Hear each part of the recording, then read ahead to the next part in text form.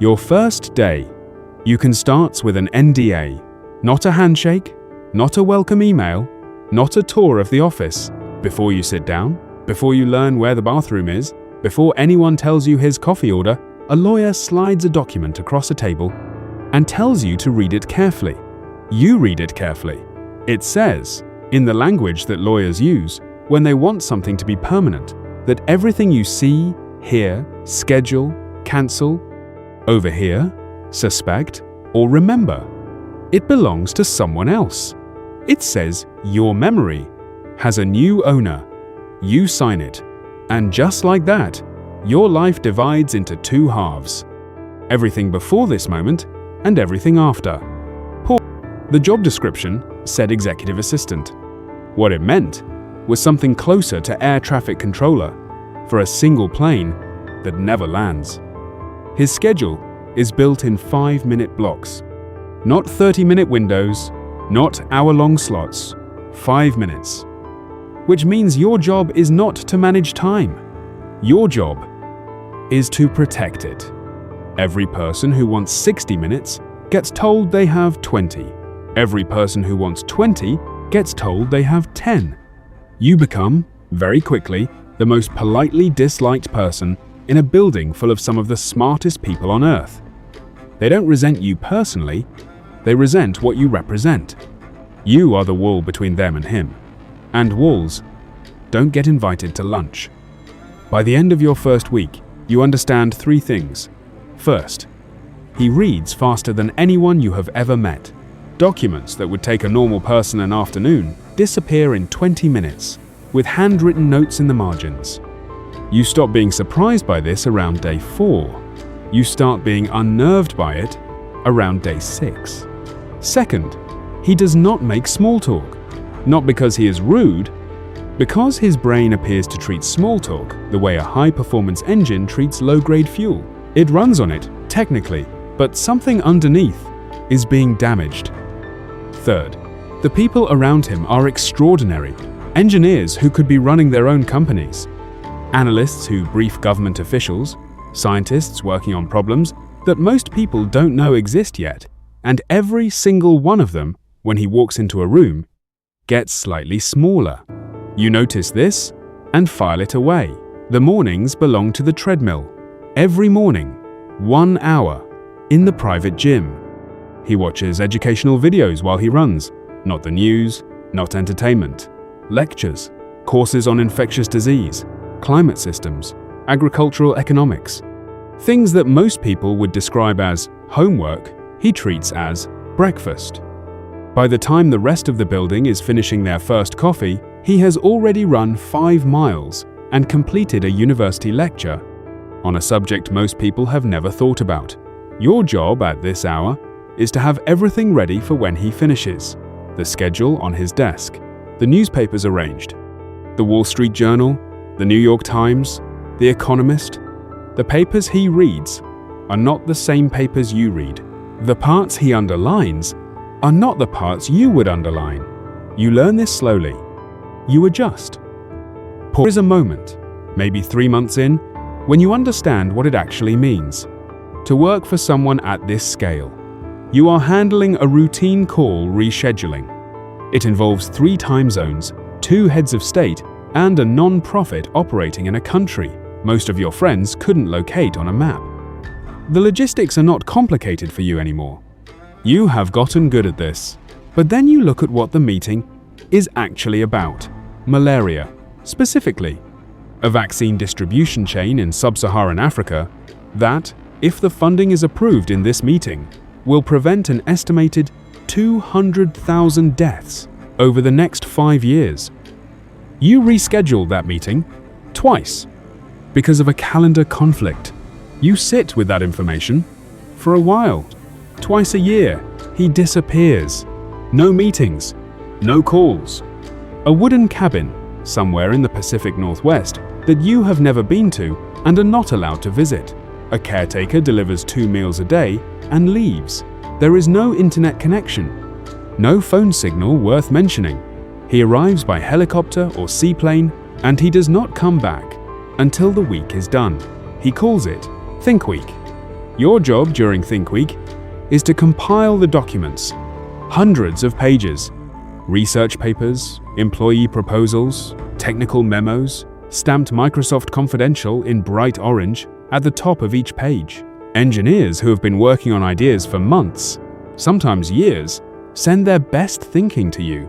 You box it up. You send it to a cabin in the woods. You never know what comes back.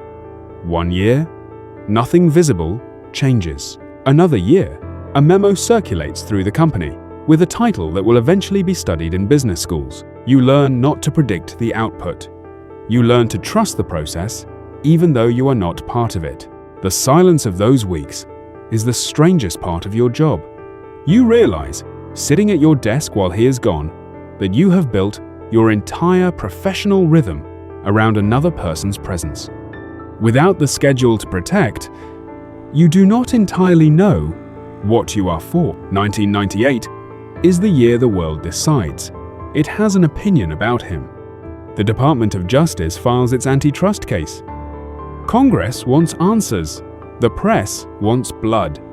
And inside the building where you work, the fluorescent lights keep buzzing, and the engineers keep coding, and you keep managing 5-minute blocks like nothing outside has changed. But things have changed. The legal team now takes up a floor. Conversations that used to happen in open offices happen behind closed doors. Certain words disappear from emails. You are briefed, carefully, on what you can and cannot put in writing. You watch him prepare for his deposition on video later, the way everyone eventually does. The rocking, the pauses, the clipped combative answers. The newspapers call it evasive. People who have sat in rooms with him call it something else. You have sat in rooms with him, you call it something else too. But you keep that to yourself. The NDA you signed 3 years ago feels more relevant than it did on day one. There is a version of him that the public never sees.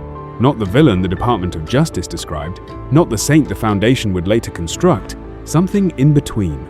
Something more ordinary, and therefore more interesting than either. He eats hamburgers. He drinks Diet Coke, the way other people drink water. At the end of every day, he washes the dishes himself. This is not a performance for anyone. There are no cameras in the kitchen. He has simply decided that washing dishes is part of being a person, and so he does it. You find this detail inexplicably moving the first time you witness it.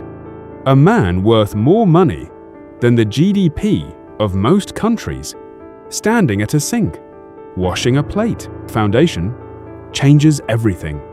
When he steps back from Microsoft and the Gates Foundation becomes his main occupation, the nature of your job shifts in a way you didn't anticipate. Microsoft was about winning. The Foundation is about something harder than winning. It is about problems that don't have finish lines. Malaria does not surrender. Polio does not file paperwork. The people he now meets are not competitors or regulators. They are epidemiologists and farmers and health ministers from countries where the infrastructure you take for granted does not exist. The meetings get longer, the documents get heavier, the questions he asks in briefings get quieter and more precise. You have worked for him long enough now to understand that when he gets quieter, the thinking is getting deeper. You also notice something you didn't expect. He is more patient here than he was at Microsoft, less certain of the answer before the meeting starts. There is something in the complexity of global health that the complexity of software did not produce in him, a kind of humility you were not briefed on. You adjust your notes accordingly. In comes 2021. The divorce is announced on a Monday. By Tuesday, you have read more articles about your employer than you read in all your previous years combined.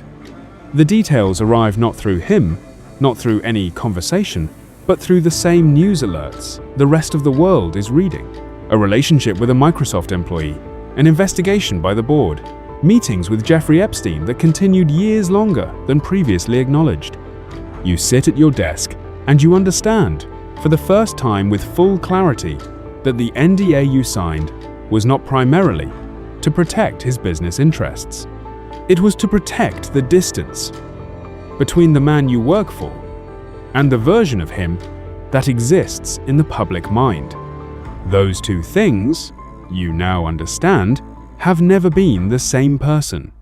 You knew one of them. The world is meeting yours. There are things you will never say in public. Not because they are damaging. Some of them are actually good.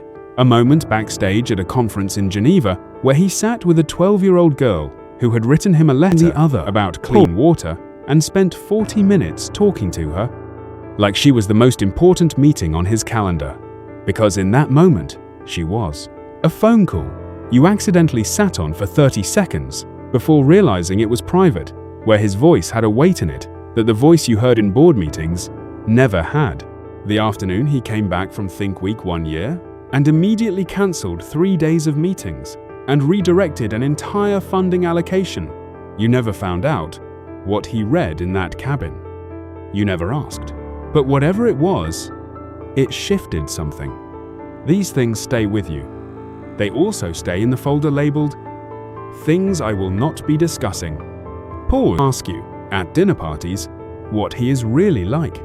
You have a version of this answer that you have rehearsed. It is true, technically. It covers the reading, the schedule, the discipline, the scale of what the foundation does. People nod.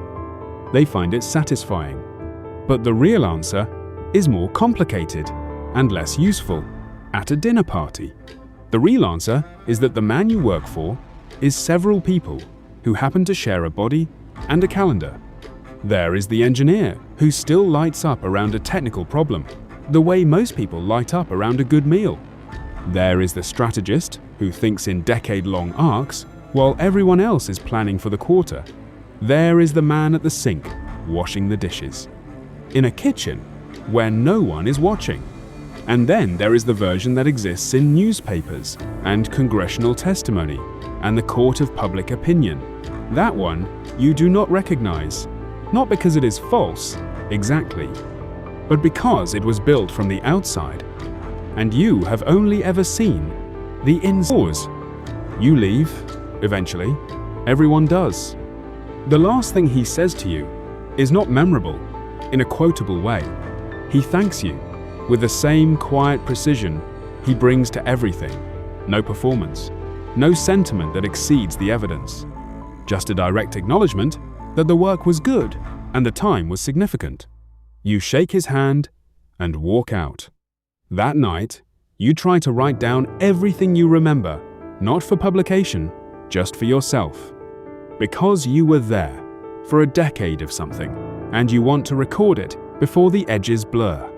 You fill several pages. Then you close the notebook. Because the truth is, the most important things you know will never go in any notebook.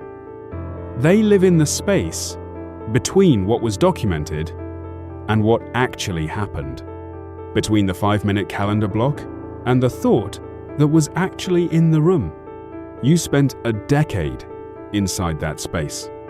You spent a decade being the person who knew the most and could say the least. And here is what you find years later when you look back at all of it. The hardest part was never the secrecy.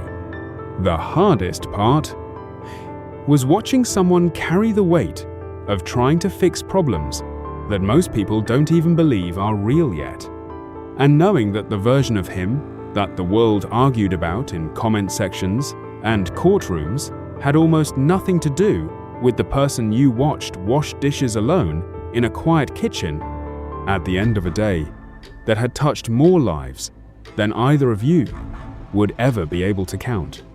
You signed an NDA on your first day, but the things worth protecting were never in the document.